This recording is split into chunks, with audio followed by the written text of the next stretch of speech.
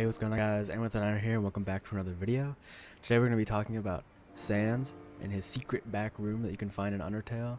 And like the river person, I feel like we do need to start paying more attention to this room specifically because oddly enough, there's been a lot of Sans, I don't know what you'd call it, I guess like Sans leaning things happening in the past two chapters. Mostly chapter 4, there's like a surprising amount of Sans stuff happening. We're only talking about Sans' connections to Deltarune and how he's probably from Deltarune. Also how Icy kind of ties into it. And then at the end, I'm going to show these two pieces of evidence from this room that I haven't really seen anyone talking about except one of them because like literally just this morning when I woke up, I saw people talking about it on Twitter, but I guess I don't have the inside scoop anymore, but we'll get to that. So the first thing is just kind of more of what I said in my river person video. River person says, beware the man who came from the other world. Like, we used to think that was Gaster, but with the man who speaks in hands things, all of the stuff with Sans from Deltarune, it just pretty much seems like it's probably Sans. But he says, look, I gave up trying to go back a long time ago, and getting to the surface doesn't really appeal to me anymore either. He says either, so it's a separate thing, you know? And then, you must really want to go home. Hey, I know the feeling. Of course, it's raining somewhere else, the place where it rained. Then when you're saving him in the Azrael Dreamer fight, just give up, I did. Why even try? You'll never see him again. Then obviously there's QC saying, there's two of them, brothers I think. They just showed up one day and asserted themselves. And I think it's really interesting that QC is giving us this dialogue here because she's one of the people in the Goner Maker. Gaster says it's an interesting coincidence. I still don't understand why she is of importance. It's really interesting. And then finally here for this Sans page, there was this Q&A with Papyrus and Sans in the spring newsletter, I believe, of last year, 2024. And they say, what was your life like before you moved to Snowden? And Papyrus is like, before Snowden? Well, there was green grass and, hey, shower's free. Finally, Sans, finish the question for me. Sure, the question finished. So, Papyrus, this doesn't imply that Papyrus and Sans were both from Deltarune, because obviously there's grass everywhere in hometown, and that's the only place where there's grass other than like Asgore's shop, but that's just like flowers, or not Asgore's shop, other than Asgore's throne room, which has flowers, but in the beginning of the game, but there's no big areas with grass, with specifically green grass. So next I want to talk about Icy a little bit, because so there's this word search in the top left that Sans has when he's giving you a puzzle with Papyrus, and this is the only view of Icy that we get in the entirety of Undertale. And it's really weird that we only see Icy here and nowhere else because of how prominent it is in Deltarune. There's so much Icy like everywhere. And even in the sweepstakes there was like Icy stuff. There was like Noelle saying how Chris said that Icy was real or something. Icy was a real cryptid or something. So there's like obviously the Icy's Pizzeria. There's the Icy minigame. There's the Icy Cool Boy body spray. There's the pain scale, there's the mark, and there's probably more that I'm missing.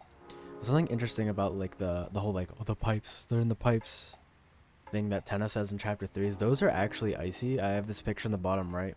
Credit to Tetrabit, I'll put his video in the comments showing a bunch of unused sprites and stuff.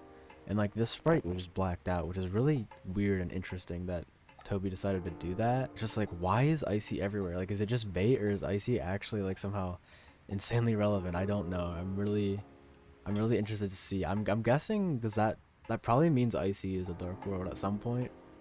Probably chapter 6 or 7, I guess. Because chapter 5, I feel like has to be Flower King unless we get 2. I mean, who knows? We could get 2 dark worlds in one chapter. Who knows what Toby wants to do? But yeah, just continuing on the little Icy tangent here. So this sprite, pretty sure it's unused, but it's weird that it has Icy's face on it, and it's called Nightmare.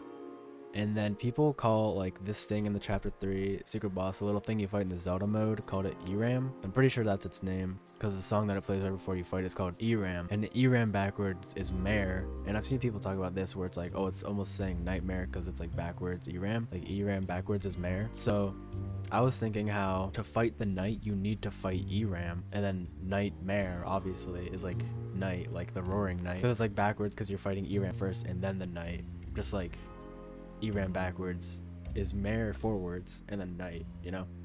So I don't know if that is relevant at all. Maybe we'll get more pieces of this in the future. I just thought it was relevant to bring up here with Icy. Finally, these are my 2 pieces that I was really proud of. But again, I saw people talking about the badge on Twitter, so it's okay. I don't have the inside scoop anymore.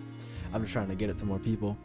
So the first thing is the badge on the bottom here is when you look in the drawer, there's some king of badge, and then obviously on the bunker, you know, one had an officer's badge beside it. So I don't know if that's actually relevant to it or not, but it's like insanely crazy that like this assumedly just random badge in Sans' back room, like that we have no idea what it's for, is like it's one of the things on the bunker. So I wonder how we'll get to there, or how that even matters at all. And then here's my other thing on the top is there's this poorly drawn picture of 3 smiling people written on it, and then on the back it says don't forget, which obviously if you don't know, the only way to get that is by talking to Clam Girl in Undertale after like a certain update came out, and she talks about her like friend's daughter Suzy, Suzy instead of Stusie, and then Gerson is like writing his letter and is like, oh, that's a doodle of you fellas. And well, of course we don't actually deliver his letter or anything, but I think it's like really interesting how, you know, that it's almost the same as the badge, because like there isn't an actual badge, but it's interesting, like it's like foreshadowing, you know, it's like saying that, okay, this is like really weird that like there's an officer's badge and there's a drawing of the fun gang, and it says 3 smiling people, so it's like really interesting. And I'm pretty sure right after this scene with Gerson, he starts to draw Gerson, which kind of throws a wrench in like this poorly drawn thing, but it doesn't even get to the light order anyway, so it's not really fully the same drawing anyway. But I'm pretty sure she does start to draw Gerson and like make him smiling, so that's an interesting, again, coincidence to the like 3 smiling people. So I just like wonder how we're gonna connect all of these pieces, you know? I feel like it's just foreshadowing.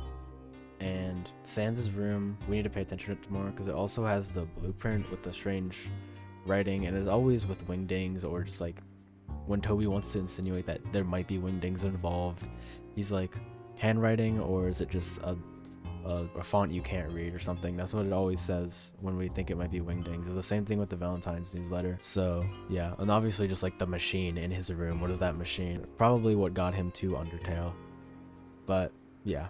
So yeah, this might have been a shorter one, I'm not really sure. But again, thank you guys for the support. Still trying to get 1,000. Be cool if I got ads. I don't even know how ads and all that works, but I'm probably gonna try and put it on like the low setting, because I hate when I get a million ads in a video. But I mean, my videos are only like 10 minutes. I don't know, I guess we'll see. I don't know the options if I actually get to it, which I think I won't, because I've been getting a lot of subs from these videos. So again, thank you so much. I don't know how people are into me specifically or just the information, but I don't really mind either way. I like just spreading this information so people can look at my videos for all like the collection of evidence if they want to make their bigger video, more in-depth theories. I have another one probably about Carol coming out next week. I'm gonna film it in advance because I'm gonna be on vacation that week, so yeah. So I'm just telling you guys if you're looking forward to Carol. I think it's pretty interesting. I don't know if I got the idea from someone else or if I just came up with it myself, but I think it's a pretty cool idea. So yeah, please subscribe. If we get to 1,000, that'd be really cool. And yeah, if you guys enjoyed the video, leave a like, comment below, all that other stuff, and I'll see you next time.